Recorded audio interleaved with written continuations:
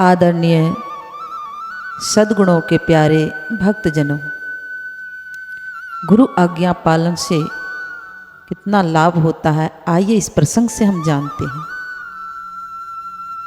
गुरु अर्जुन देव जी नानक पंथ के सिखों के 5वें गुरु थे और ये पंजाब के अमृतसर में रहते थे और इनके कुछ शिष्य लाहौर में रहते थे। एक दिन की बात है, गुरु अर्जुन देव जी अपने शिष्य मंडलियों के साथ लाहौर आ गए और लाहौर में शिष्यों की भीड़ लग गई और सभी कोई सत्संग को श्रवण किए। तद उपरांत फिर सभी ने विचार किया कि आज गुरु महाराज को मैं भोजन कराऊंगा, आज मैं कराऊंगा। इसी बीच में गुरु अर्जुन देव जी कहने लगे कि ठहर जाओ, ऐसे नहीं होगा, एक कागज लो और कलम लो और जिसको जिसको भोजन कराना है वह अपना नाम लिखाओ इसमें। तो इसी प्रकार सभी ने बारी बारी से नाम लिखवाया और गुरु अर्जुन देव जी ने कहा कि केवल भोजन ही नहीं, जिसके यहाँ भोजन करूँगा उसके यहाँ सत्संग भी करूँगा। तो सभी ने तैयार हो गया। तो उसी बीच में एक पिता पुत्र दोनों बैठे थे, लेकिन बड़ा गरीब आदमी था और इन्होंने भी विचार किया कि गुरु महाराज को अपने यहाँ भोजन अवश्य कराना चाहिए। तो दोनों पिता पुत्र ने नाम लिखा लिया और गुरु महाराज बारी बारी से सबके यहाँ भोजन करने लगे और सत्संग भी करने होने लगा। इसी बीच में अब उसका बारी आ गई, नंबर लग गया। तब जो है वह पिता पुत्र ने विचार किया कि गुरु महाराज अब तो अपने यहाँ आएंगे। आदमी गरीब था तो सोचा कि किसी तरह उपाय कर लेंगे। तो जिस दिन इसके यहाँ भंडारा था उसी दिन एक दिन पहले रात्रि में भंडारी आ गए वहाँ और कहने लगे कि भोजन की सब सामग्री दीजिए, क्योंकि कल सवेरे सत्संग होना है आपके यहाँ और भंडारा भी है, तो इसलिए सामग्री दीजिए और मैं सब व्यवस्था भी कर लूँगा, तो सवेरे सत्संग में व्यवधान नहीं होगा। तो ये दोनों पिता पुत्र विचार करने लगे कि पिताजी, अपने पास जो भी कमाया पैसा था वो सब तो खर्च हो गया। बीच में ये बीमार पड़ गए थे तो कहा सब बीमारी में दवाई में सब पैसे तो खर्च हो गए पिताजी, अब भंडारा की व्यवस्था कैसे हो। कहा बेटा बगल में साहूकार है, चलो। बस दोनों पिता पुत्र चले गए साहूकार के यहाँ और कहा कि देखिए कल मेरे यहाँ गुरु महाराज आएंगे और सत्संग भी होगा, अतः आप कुछ खाद्य सामग्री हमें दे दीजिए। साहूकार ने कहा कि कुछ पैसा देना होगा, लेकिन ये पिता पुत्र ने कहा कि देखिए पैसा मेरे पास अभी नहीं है, सब पैसे खर्च हो गए दवाई में, कुछ खाने में।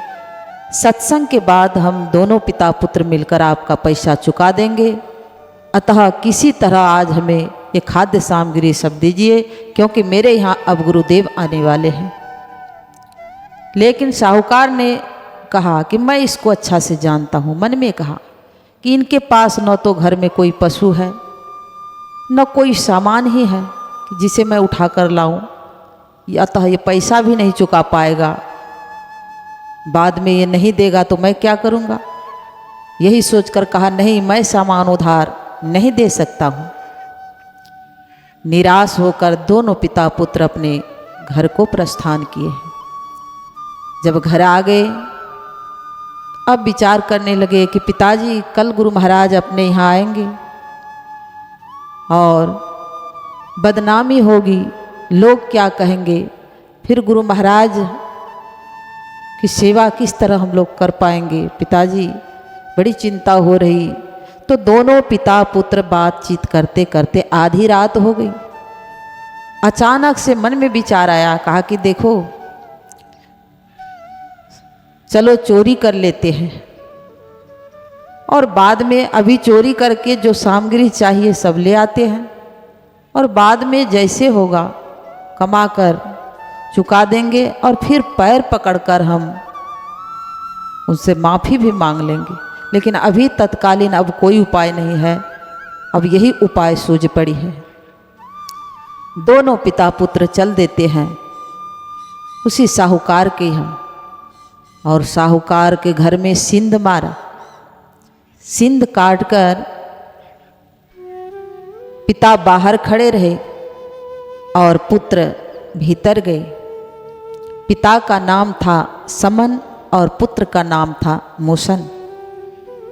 मोशन भीतर गया और जितनी खाद्य सामग्री हो सका भंडारे के लिए सब उधर से लेकर और बाहर फेंकते गया। पिताजी लेते गए सब सामग्री लेकर। दोनों पिता पुत्र अपने घर को आए और घर में आकर देखा कि सभी सामग्री तो है परंतु कोई चीज़ छूट तो नहीं गया।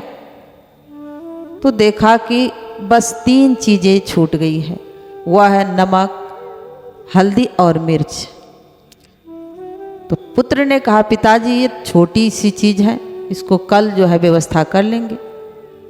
लेकिन पिताजी ने कहा कि नहीं नहीं, आज करे सो अब, कल को किसने देखा है कल क्या होगा, सो नहीं, ये भी व्यवस्था आज ही होनी चाहिए।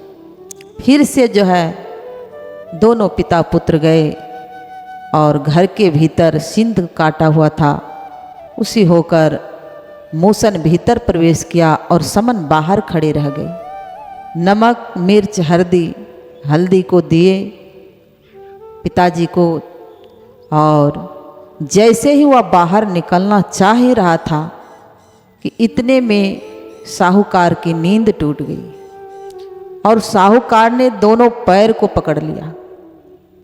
अब बड़ी मुसीबत सामने आ गई। तब तक घर के सभी सदस्य जग गए और पैर पकड़कर साहूकार भीतर ही तान रहे हैं। अब पिताजी जो थे समन बाहर खड़े, वो दोनों कोहनी को पकड़कर, दोनों हाथों को पकड़कर बाहर तरफ खींच रहे हैं। अब वहाँ खींचातानी हो रही है।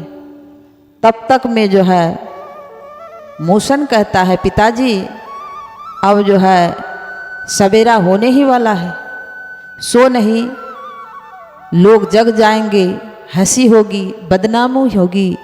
इससे पहले यह कि आप मेरे गले को काट लीजिए, म्यान से तलवार निकालिए और मेरे गर्दन को काट लीजिए पिताजी, इसी में भलाई है, नहीं तो लज्जा नहीं बचेगी पिताजी, संसार में हंसी होगी, बदनामी होगी। समन कहने लगे नहीं पुत्र, मैं ऐसा नहीं कर सकता हूँ और तू ही एक है जिसके सहारे हम लोग जी रहे हैं। तुम कमा कर लाते हो और हम लोग खाते हैं, हम ऐसा नहीं कर सकते हैं और वास्तव में ऐसा कोई भी पिता नहीं कर सकता है। लेकिन मोशन कहने लगा कि पिताजी देखिए, ये मेरी और आपकी प्रतिष्ठा नहीं, ये गुरुदेव की प्रतिष्ठा की सवाल है। लोग क्या कहेंगे, जरा गुरुदेव के बारे सोचिए। इसीलिए आप आगे पीछे नहीं सोचकर मेरे गर्दन को काट लीजिए, इसी में अब जो है लज्जा बचेगी, नहीं तो और कोई उपाय नहीं है। तब जो है हिम्मत करके गुरु को याद करके समन ने म्यान से तलवार निकाला और धड़ से सर को काट लिया और काट करके सर को लेकर अपने घर आ गया। और इधर क्या होता है कि साहूकार पैर खींचते खींचते खींचते खींचते और सर से धड़ जो अलग हो गया, सर जैसे धड़ जो सर घर के भीतर आया, तो यह देखकर साहूकार डर गया।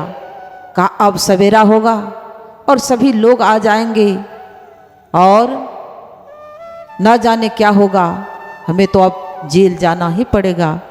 इसलिए ऐसा हो कि झट से विचार किया कि ये धड़ को कहीं झाड़ी में फेंक दिया जाए और उठा करके घर के पिछवाड़े झाड़ी में धड़ को फेंक दिया।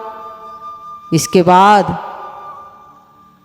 गुरु अर्जुन देव जी आते हैं समन के यहाँ। भंडारी भी आ गए, भंडारी को सभी सामग्री दिए।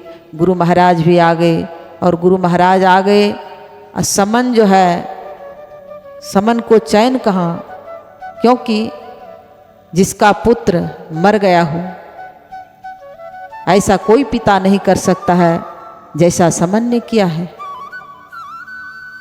तो समन कभी घर जाए, कभी बाहर निकले, कभी घर भीतर घुसे, कभी बाहर निकले, बेचैनी सी लगी रहती थी। आहा, मैंने क्या किया, मेरा पुत्र मर गया, शोक था। लेकिन बाहर दिखावे में आकर मुंह में हंसी और लोगों के सेवा सत्कार में जुटा हुआ था।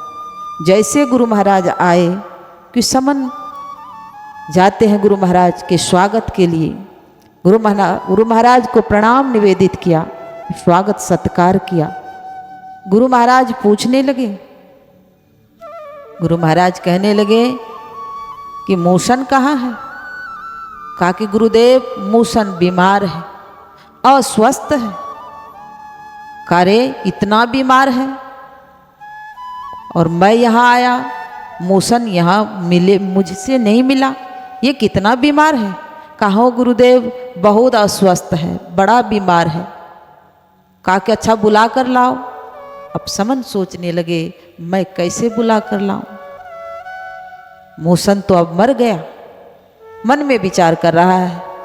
गुरु महाराज कहने लगे समन मूसन को बुला कर लाओ। समन कहा गुरुदेव मेरे बुलाने से वह नहीं आ सकता है, यदि आप उसको बुलाएं तो जरूर वह आएगा। गुरु महाराज कहने लगे मैं बुलाऊं तो आ जाएगा।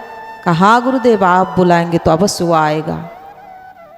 तब जो है गुरु अर्जुन देव जी कहते हैं कि बेटा मूसन, इतना जो कहा, आवाज सुनते ही मूसन दौड़े दौड़े आ गए। बोलो सदगुरु भगवान की जय। जैसे मूसन आ गए, प्रणाम किया है और दोनों पिता पुत्र को आशीर्वाद दिए हैं। गुरु महाराज कहा कि दोनों पिता पुत्र को मैं आशीर्वाद करता हूँ कि तुम दोनों पिता पुत्र को इसी जीवन में मुक्ति मिलेगी, जन्म जन्मांतर आवागमन के चक्र से छूट जाओगे। कहने का मतलब है, कहा कि बिना गुरु की कृपा पाए नहीं जीवन उधारा है। क्योंकि सदगुरु की अगर कृपा हो जाए तो यह लोक परलोक दोनों बन जाता है और आवागमन का चक्र भी छूट जाता है। क्योंकि जो काम सैकड़ों करोड़ों वर्षों में नहीं हो पाता, गुरु कृपा से वह क्षण में संभव हो गया है। इसीलिए संत सदगुरु महर्षि में ही परमहंस जी पदावली में लिखते हैं कि जीव हित आप ही आवे, सूरत को आई तारा है, बिना गुरु की कृपा पाए नहीं जीवन उधारा है। कि जीव के हित के लिए स्वयं परमात्मा ही गुरु रूप बनकर आते हैं। इसीलिए सदगुरु की बहुत महती कृपा है और जिन पर सदगुरु की कृपा एक बार हो जाए उसका जीवन धन्य धन्य हो जाता है। बोलिए सदगुरु महाराज की जय।